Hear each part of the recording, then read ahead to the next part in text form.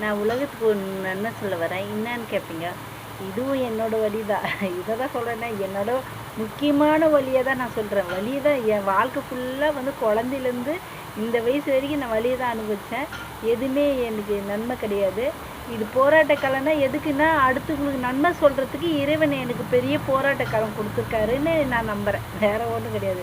நான் அதை வந்து இப்போது வழின்னு நினைக்கல. இப்போ உங்களுக்கு உபதேசம் சொல்லணும்னா நான் வழி அனுபவிச்சு தான். இப்போ சாப்பிட்டு பார்த்தா தான் உங்களுக்கு உபதேசம் சொல்ல முடியும்.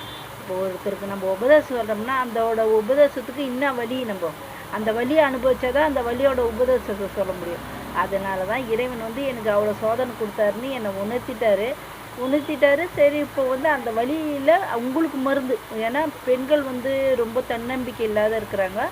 ஆண் பசங்க தன்னம்பிக்கை இல்லாத இறந்துருதுங்க. அதுக்கு தான் இந்த உணர்வெல்லாம் நான் சொல்ல வரேன். இல்லைன்னா நான் சொல்ல வேண்டிய அவசியம் இல்லை. குழந்தைங்க வந்து தன்னம்பிக்கை இல்லாத இறக்கக்கூடாது, தன்னம்பிக்கை இல்லாத வாழக்கூடாது. ஒரு பெண் பிள்ளைனால அவங்களுக்கு தன்னம்பிக்கை இருக்கணும். ஒருத்தரை எண்ணி வாழக்கூடாதுன்றதுனால தான் இப்போ இவ்வளோ நான் சொல்லின்னு இருக்கிறேன். இப்போ வந்து நான் வந்து எங்கள் வீட்டுக்காரு இறந்தது ஒன்றே நான் வேலைக்கு ஆடுவேன். அப்போ அந்த வேலையை பற்றி சொன்னேன் உங்களுக்கு. அப்புறமேட்டு அந்த 1500 எனக்கு பத்தாத போது என்ன பண்ணேன், அங்கே எங்கள் கம்பெனியில் வந்து டாய்லெட் கழுவுறதுக்கு ஆள் கேட்டாங்க. 6 டாய்லெட் கழுவணுமா, இந்த மாதிரி இவ்வளோ சேலரி கொடுத்துட்றேன், 1000 ரூபாய் கொடுக்குறேன் அப்படி சொன்னாங்க. நான் என்ன பண்ணேன், உடனே நான் பண்ணுறேங்க அத்தை அப்படின்னு சொன்னேன். என்னம்மா நீ பண்ணுறேன்னா, பரவாயில்ல நான் பண்ணுறேன், என் பசங்களுக்கு காசு தேவைப்படுது, எதனா வாங்கி கொடுக்கணுன்னா தேவைப்படுது, என்கிட்ட காசு கிடையாது, நான் வேலை செய்கிறது வீட்டுக்கே சரியாக போயிடுது, குழந்தைங்களுக்கு நல்லது வாங்கி கொடுக்கல, எதனால வாங்கி ஸ்நாக்ஸ் இந்த மாதிரி வாங்கி கொடுக்கறதுக்கு கிடையாது அப்படின்னு நான் செய்கிறேன். நான் அப்புறமேட்டு என் பசங்களுக்கு ஒரு பலூன், எங்கள் மாமியார் குழந்தைங்கள பார்த்துக்க மாட்டேன்ட்டாங்க. அப்புறம் அவங்க என்ன பண்ண, ஒரு பலூன் காரணமாக அவங்களுக்கு 150 ரூபா தரேன்னு சொல்லிட்டு இந்த 1500 ரூபாய் காலையில் இதுக்கு போயிட்டு அவங்க ஸ்கூலில் எடுத்துகிட்டு விட்டுருவாங்க. ஸ்கூல்லேருந்து இட்டுன்னு வந்து பத்திரமா பார்த்துப்பாங்க. அவங்களுக்கு அந்த காசை கொடுத்துருவேன். ஒரு பசங்களுக்கு 150 ரூபான்ற மேனிக்கு அந்த அம்மாவுக்கு கொடுத்துருவேன். 5ஆவது படிக்கிற வரைக்கும் அவங்க தான் பார்த்துருந்தாங்க. அந்த பலூன்காரமாக தான் என் பிள்ளைங்களுக்கு ஒரு வழிகாட்டியாக இருந்தாங்க. அந்த மாதிரி அவங்க தான் எனக்கு ஊன்றுகோல். அந்த அம்மா பார்த்துக்கினாங்க. எங்கள் வீட்டார் யாரும் பார்த்துக்கல, எங்கள் வீட்டார் சொந்தக்காரன் பார்த்துக்கல, அவங்க சொந்தக்காரன் பார்த்துக்கல. என் குழந்தைங்க அப்படி இருந்தது. ஆனால் என் குழந்தைங்க ஒரு பொக்கிஷம் தான் எனக்கு கொடுத்தது. ஆண்டவன் கொடுத்தது ஒரு பொக்கிஷம். என் குழந்தைங்க மாதிரி யாருமே உலகத்தில் இருக்க முடியாது. அப்படி தான் நான் நினைக்கிறேன். அது எப்படியா எனக்கு தெரியாது. என் குழந்தைங்க வந்து எனக்கு ஒத்துழைச்சதுனால தான் நான் இவ்வளோ தொழுவேன். அப்புறமேட்டு அங்கே போயிட்டு 6 டாய்லெட் ரூம் கழுவிட்டு குடுன்னு எல்லாத்துக்கிட்டையும் வந்துடுவாங்க. 8:30க்கெல்லாம் வந்துடுவாங்க ஜனங்க. அப்படி இருந்தாலும் நான் கழுவிட்டு கடகடன்னு மூஞ்சி கலவெல்லாம் கழுவின்னு போய் மிஷினில் போய் பேசாத உட்காந்துப்பேன். ஆனால் யாருக்கிட்டேயும் பேச மாட்டேன், யாருக்கிட்டேயும் செய்ய மாட்டேன். அப்படியே டெரராக இருப்பேன். இப்போ சிரிச்சின்னே இருக்கிறேன், அப்போ வந்து முறைச்சின்னே இருப்பேன். இப்போ சிரிச்சின்னே இருக்கிறேன், அப்போல்லாம் முறைச்சின்னே இருப்பேன். ஏன்னா நம்மக்கிட்ட வந்தால் 1008 கேள்வி கேட்பாங்க, அதுக்கெல்லாம் நம்ம பதில் சொல்லணும்.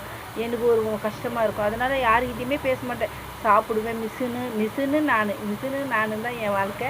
அதோட குழந்தைங்க இப்படி தான் உங்கள் வாழ்க்கையே ஓடிச்சு. அப்புறம் இறைவன் வந்து இடையில தான் இறைவன் எனக்குள்ளே இருந்திருக்கிறாரு. எனக்கு தெரியல. இறைவன் வந்து எனக்குள்ளேயே தான் என்னை வழி நடத்தின்னு வந்தது இறைவனாக தான் இருந்திருக்கு. ஆனால் எனக்கு தெரியாத இருந்திருக்குது. அது வந்து ரொம்ப என்னை வந்து சோதனைப்படுத்தி என்னை கூட்டின்னு போகும்போது தான் தெரிஞ்சுக்குது. அப்போ நம்ம இவ்வளோ நாள் நம்மளை இறைவன் தான் வழி நடத்திருக்காரு அப்படின்னு எனக்கு தெரிஞ்சுது. அதுக்கு 7 வருஷத்துக்கு 8 இறைவன் நம்மளுக்குள்ளே இருக்கிறாரு, இறைவன் தான் நம்மளை வழி நடத்திருக்கிறாரு அப்படின்னு நான் உணர்ந்தேன். அதுக்கப்புறமேட்டு அதெல்லாம் திரும்பி பார்க்கும்போது முதல்ல வந்து இறைவன் வந்து நகையெல்லாம் பறிச்சிட்டாரு என்கிட்டேருந்து. நகையை வெறுத்து மூக்குத்தி கட்டி ரோட்டில் விசிறச்சேன். அப்போ தான் முதல்ல இறைவன் வந்து எனக்குள்ளே வந்திருக்காரு. அப்புறம் ட்ரெஸ்ஸெல்லாம் எனக்கு பிடிக்கல, புது ட்ரெஸ்ஸுங்கெல்லாம் எனக்கு பிடிக்கல. ஒரு மாதிரி அந்த புது ட்ரெஸ்ஸுக்கு போட்டால் கோவம் வரும். இதுக்கு ஒரு மாதிரி அன்னீசியாக இருக்கும். இப்போ எல்லாருக்கும் இன்பமாக இருக்கும், எனக்கு துன்பமாக இருக்கும். அந்த ட்ரெஸ் போடும்போது, புது ட்ரெஸ்ஸுங்க போடும்போது எனக்கு துன்பமாக இருக்கும். என்னடா இது ஒரு மாதிரியாக அருகருப்பாக இருக்கும். என் உடம்புல அந்த புது ட்ரெஸ் ஏறினாவே அருகருப்பாக இருக்கும். அப்பயே தெரிஞ்சுப்பேன் 2வது எனக்குள்ளே இறைவன் வந்திருக்கிறது தெரிஞ்சிச்சு. அதுக்கப்புறம் எங்கள் பையனுக்கு ஒரு அடிபட்ட உடனே என்ன பண்ணார் கடவுள், என் காலணியை பறிச்சிட்டாரு. பாருங்களேன், முதல்ல நகை, அப்புறமேட்டு உடை, அப்புறமேட்டு காலணி செருப்பு போடுறத வந்து என் பையனுக்கு ஒரு அடிபடுது. யாருமே உதவல அந்த டைமில். உதவுறதுனால நான் இறைவன்கிட்ட வாக்கு கொடுத்துட்டேன், என் காலனி விட்றேன், என் பையனுக்கு வந்து அந்த அடி சரியாயிடணும் அப்படின்ட்டு என் காலனியை விட்டுட்டான். இன்னைக்கு வந்து எப்போ வந்து என் பையனுக்கு 5 வயசு 6 வயசாக இருக்கும்போது என் காலனியை விட்டேன். இது வரைக்கும் நான் செருப்பு போட மாட்டேன், வெயிலாக இருந்தாலும் சரி மழையாக இருந்தாலும் சரி. ஆனால் வந்து அது ஒரு அதிசயம், என் காலில் வந்து ஆணியே குத்திக்கினா கூட மறுநாள் பார்த்தா அந்த ஆணி தடமே இருக்காது. 10 முள்ளு குத்தும், அப்போ கூட அந்த காலில் இருந்து அதெல்லாம் வந்து இறைவனோட அமைப்புன்னு அப்புறம் தான் எனக்கு தெரியும். எனக்கு முதல்ல தெரியாது, நம்ம விட்டுட்டோம். எனக்கு பிடிக்கல விட்டுட்டேன், இது பிடிக்கல பிடிக்கல அப்படி தான் நினைப்பேன் நான். எனக்கு பிடிக்கல, இப்போ நகை பிடிக்கல அதனால், இப்போ வந்து ட்ரெஸ் பிடிக்கல, இந்த ட்ரெஸ்ஸு தான் பிடிக்கி இது கட்டிக்குது. அப்புறமேட்டு காலனி விட்டேன் அது மாதிரி. அப்புறம் காலகட்டத்தில் பார்த்து ஐயன் கூப்பிட்டு ஒன்று இங்கே போட்டு ஜடாமுடி போட்டு கூப்பிட்டு ஒன்று தான் ஐயன் தான் இந்த லீலையெல்லாம் பண்ணிக்கிறாரு. என்ன இவ்வளோ சோதனை கொடுத்துருக்காரு வாழ்க்கையில்.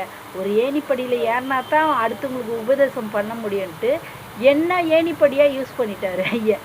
அந்த மாதிரி என்னை வந்து 1008 துன்பம் கொடுத்து இன்னொன்னோ பண்ணிட்டாரு. அப்புறமேட்டு நான் அதுவும் பண்ணார், நல்லதும் பண்ணார், அதே மாதிரி கெட்டதும். நல்லது வந்து அப்புறம் அங்கேருந்து இன்னொரு கம்பெனிக்கு போனோம். இன்னொரு கம்பெனிக்கு போனது என்ன பண்ணிட்டாரு, பெரிய விஷயம் அதுதான். அதில் தான் எனக்கு வந்து நான் ஏன் பிறந்தேன் பூமியிலன்ற மாதிரி என்னை உணர்த்திட்டார். எனக்கு தேவையில்லை வாழ்க்கை அப்படின்று சாவலாமான்னு கூட முயற்சி எடுத்தேன். செத்து போயிடலாம், நம்ம இருக்கக்கூடாது, எதுக்கு இருக்கணும்னு 2வது வாட்டி நான் வந்து செத்து போகிறதுக்கு நான் முயற்சி பண்ணேன். அப்போ தான் வந்து அவர் வந்து எங்கள் அப்பா என்ன சொன்னார், அங்கே வந்து என்ன நடந்ததுன்னு கேளுங்க முதல்ல. இப்போ நான் டைலரிங் பண்ணினது காலையில் டாய்லெட் ரூம் கழிட்டு திரும்ப டைலரிங்கில் உக்காஞ்சி உடனே அப்பா என்ன பண்ணார், எனக்கு வந்து எல்லாமே அங்கே ஆயுத பூஜை அன்றைக்கி இப்போ அதை அப்படியே வேலை வச்சாங்க. வேலை வச்சுட்டு வரைக்கும் அப்புறம் அந்த அம்மா என்னட்டாங்க, ஆயுத பூஜைன்னா எல்லாரும் வச்சு தான் வேலை வாங்கணும். ஆனால் எல்லாரையும் அமுச்சு விட்டுட்டு அவ்வளோ பெரிய கம்பெனி, அது பெரிய கம்பெனி. கட்டிங் மிஷினு, அப்புறம் டாய்லெட் ரூமு, அப்புறம் மிஷினு, அப்புறம் அப்போ 30 மிஷினு, அப்புறம் 30 மிஷின் போடுற இடம், அப்புறம் மேலே படிக்கட்டுங்க எல்லாத்தையும் ஒட்டரை அடித்து சுத்தமாக தொடச்சிட்டு எல்லாத்தையும் பெருக்கி அது மாதிரி எல்லாமே நானே ஒண்டியே. அவங்க சும்மா எடுப்பு மாதிரி இதை செய்ய அதை செய்ய இதை செய்யன்னு சொல்ல எல்லாத்தையும் நானே செஞ்சு. ஒரு 10 ரூபா கூட எனக்கு கொடுக்கல, ஒரு டீ கூட வாங்கி கொடுக்கல. எனக்கு அந்த மாப்பை போடுறேன் வலி இது எல்லாமே சேர்ந்து அந்த குப்பையெல்லாம் அள்ளிட்டு போய் மேலே போட்டுட்டு எல்லாமே பண்ணிவிட்டு கரெக்டாக 9 ஆயிடுச்சு. 9 ஆனவுடனே எல்லாத்தையும் க்ளீன் பண்ணிட்டேன். பூஜை சாமான் தைக்கிறது, டாய்லெட் ரூம் கழுவுறது, வீட்டு அங்கெல்லாம் இது பண்ணுறது எல்லாமே, கட்டிங் ரூம் க்ளீன் பண்ணுறது எல்லாமே மாப்பு போட்டு தொடச்சி அந்த இடமே அப்படியே ஒரு தகன்னு மின்ற அளவுக்கு என்னை வந்து ரெடி பண்ண சொன்னாங்க.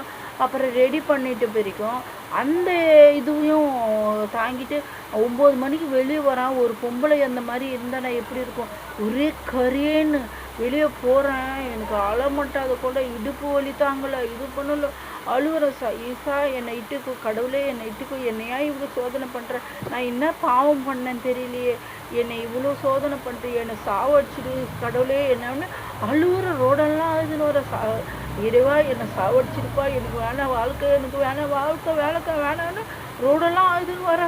என்னை பார்க்கும்போது எல்லாம் என்னையே பார்க்குறாங்க, ஒரே மாதிரி கரேன்னு இருக்கிறேன். என்னை பார்த்தால அகோர் கோலத்தில் இருக்கிறேன், அப்படியே ட்ரெஸ்ஸிங்கெல்லாம் கரையேன்னு என்னையும் கரையணும், அப்படி ஒரு அகோர கோலத்தில் இருந்து நான் அது ரோடெல்லாம் இதுதான் வேண்டின்னு வரேன். கடவுளே என்னை சாவடிச்சிடு, கடவுளே என்னை சாவடிச்சிடு, நானும் சாக மாட்டேன், நீங்களே சாவடிச்சிடுங்க, என்ன நீங்கள் தானே படிச்சிங்க, நீங்களே சாவடிச்சிங்க, நீங்கள் சாப்பிட்டு ரோடெல்லாம் நான் அந்த மாதிரி பண்ணின்னு வந்தேன். அப்புறம் வீட்டில் வந்து படுத்துட்டு அப்புறம் ஒரே வாரத்தில் பெரிய அதிசயம் ஒன்று எனக்கு கொடுத்தாரு. என் பொண்ணு ஏஜ் அட்டன் பண்ணிச்சு. என் பொண்ணு ஏஜ் அட்டன் பண்ணோடனே அதோடு என்னை வெளியே போக வைக்கல கடவுள்.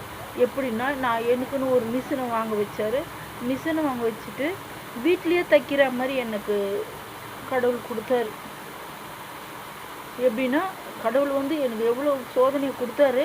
இருந்தாலும் அந்த சோதனைக்கு மறுபக்கம் வந்து எனக்கு வந்து மிஷினை வாங்குற மாதிரி எனக்கு காசு கொடுத்தாரு. என் பொண்ணு வயசுக்கு வந்துடுச்சு. அதோட என் பொண்ணை பார்த்திங்கன்னா வீட்லேயே இருக்கிற மாதிரி எனக்கு ஐக்கியம் கொடுத்துட்டாரு.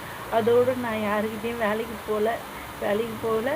ஆண்டவர் வந்து மிஷினை கொடுத்தது இல்லாத 10 மிஷினை வாங்குற மாதிரி எனக்கு கொடுப்புன்னு கொடுத்தாரு. 10 மிஷின் வாங்கினேன்.